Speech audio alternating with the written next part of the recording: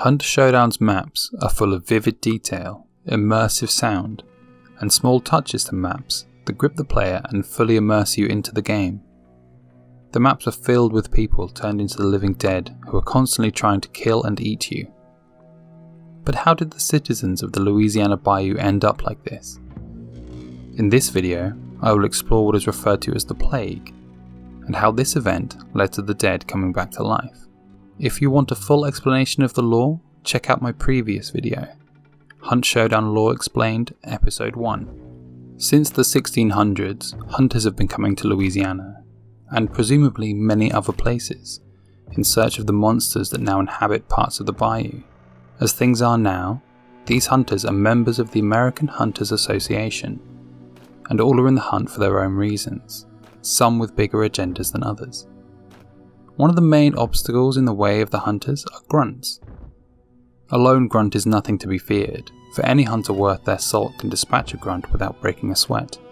However, the danger comes when the sheer number of the dead threaten to overwhelm even the most seasoned hunter the AHA has to offer. What sets these zombies apart from being completely mindless is their ability to regularly use tools and weapons, further increasing their threat when in large numbers. The grunts started appearing during a widespread epidemic, known as the Plague, which conveniently occurred after the Sculptor first appeared in our world.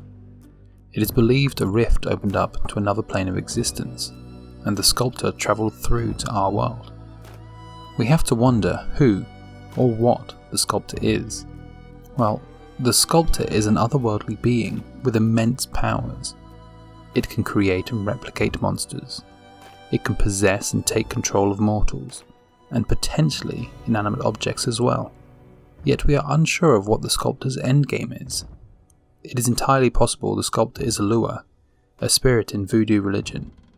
There are many lure, and I will explore this and the origins of the Sculptor in a future video. These rifts pop up all over the place, and they emit strong spiritual energies. We know that hunters use this energy when tapping into darksight, and it is believed this energy and the rifts are the cause for the reanimation of the dead. It is part of the hunter's job to close these rifts, and in-game doing so leads us to the bosses. Whilst the Sculptor created specific monsters such as the Immolators and the Hives, the grunts aren't anywhere near as unique or dangerous as these creatures. Grunts are corpses reanimated through the power of the rifts, yet there's a dark liquid flowing through them, which is believed to be the source of their zombification. We have to ask how all of this happened, and how no one seemed to notice that the Plague was killing people and then bringing them back as reanimated corpses. Well, exploring news articles within the game's lore, we learn a lot. The following gives us a good understanding of what was happening. Governor Foster assures citizens no epidemic. Baton Rouge Governor Murphy J. Foster made a rare statement in regards to the recent speculation of an epidemic affecting a minority of undesirable populace deep in the bayou. We remark that it is rare for him to comment on such tattle. However, as he acknowledged in the statement printed forthcoming, there has been an unusual hysteria clinging to this topic, no doubt stirred up by anarchists or populists out to seed fear into the populace in the run-up for the election next year. There are reports of an epidemic, a plague if you will, concerning populace deep in the bayou. I refer to this as flagrant speculation. The people affected by this are no doubt of low creed. It is not uncommon for their sort to be afflicted by maladies, which we superior men do not need to fear.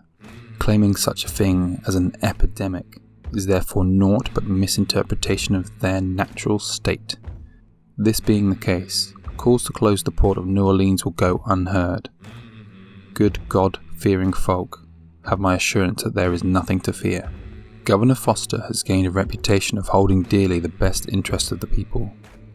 Indeed, his work today chiefly concerns protecting the best interest of the Louisiana people against threats to democracy posed by carpetbaggers, freedmen and populists.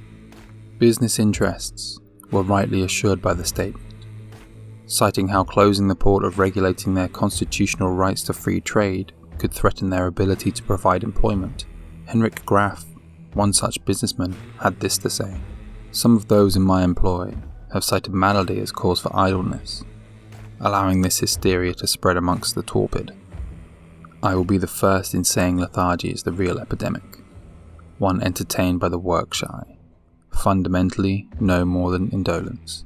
Further to this, we trace the sources of some of these rumours, finding them to be based on the ramblings of the criminally insane, practitioners of voodoo, women afflicted by mania, and the idle poor. We would advise the dear reader to take such stories with a pinch of salt, and rely on the word of those who know better. I can say with confidence that the governor was at least partly aware of what was happening in the bayou, and decided to cover this up for political gain. It is also possible that the journalists were aware, but were paid to keep quiet. After all, everyone has their price. Whether the governor knew the full extent of what was happening is unclear, but at the very least he was aware of an epidemic, and covered it up. We learn more from reading the Pelela transcripts. My suspicions were proven justified today. The telegram says it's not simple infection.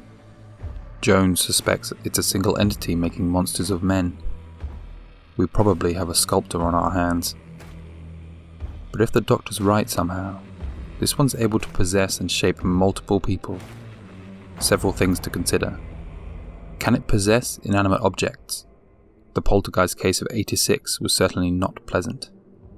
Where is its seat of power? Where is its heart? What's the bounty for a brood monster such as this? A circle? If it can possess anyone, that means anyone can be the demon. This means no one can be trusted. We do not yet know how articulate this entity is. However, this also means there will be an inexhaustible supply of things to hunt, each with its own contract, I hope. Good. It's been a while, and it feels good to be back. Let's get started. Christopher Pelela Jr. The Jones mentioned can't be anyone other than John Huff Jones, the director of the AHA, or the American Hunters Association. The phrase "we probably have a sculptor on our hands" implies there can be more than one sculptor, and it is not the name of the being itself, but perhaps a title or a level of power that gives the name meaning. I also believe the American Hunters Association has previously dealt with and banished a sculptor in the past. This transcript also shows us that Jones sends out hunters to investigate suspicious activity, as clearly the people in power cannot be trusted.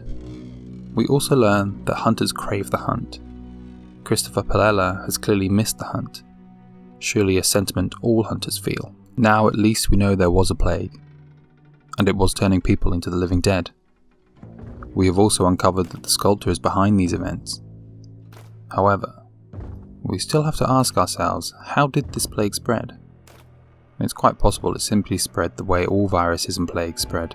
It is also possible that the sculptor manipulated events using its spiritual energies, and it corrupted the living, as we know that the hunters were immune to the sculptor's influence. This is again something I will discuss in a different video. I think both of these are correct. I believe the plague, as it's called, was the sculptor using the rifts and its own powers to corrupt mortals, and this corruption spread the way any virus or plague does. However, there is a very interesting entry in Ishimgerd's backstory. It tells us that Ishimgerd became reclusive, and people speculate that there was something in the water, which is why he started acting strange. This led me to think of the monsters known as water devils, and to me it makes perfect sense that the sculptor tainted the waters in the bayou and the water people drink, which is how the plague was able to spread so easily. Whatever the method the sculptor used, it was effective, and the sculptor now has clear dominion over the bayou. It is now only a matter of time before these events are mirrored elsewhere.